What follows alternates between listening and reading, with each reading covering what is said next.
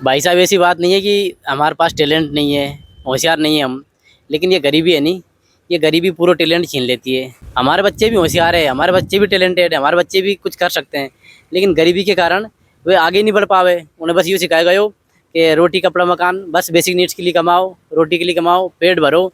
जब हम पेट से आगे नहीं बढ़ पावा तो हम दिमाग तक नहीं पहुँच पावा, और जब दिमाग तक नहीं पहुँच पावा तो फिर बड़ी बड़ी चीज़ें कैसे करेंगे।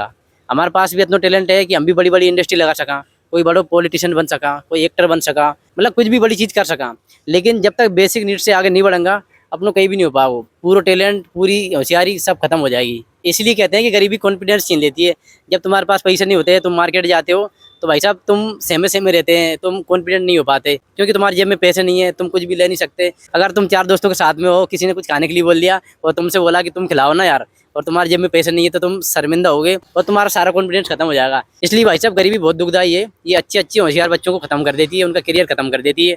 हम क्या करते हैं, हम बेसिक नीड्स में उलझे रहते हैं। पहले रोटी कपड़ा मकान के लिए मेहनत करते हैं, फिर हमारी शादी कर देते हैं, फिर हम बच्चों के लिए मेहनत करते हैं, फिर बच्चे बड़े हो जाते हैं, फिर उनकी पढ़ाई के लिए मेहनत करते हैं।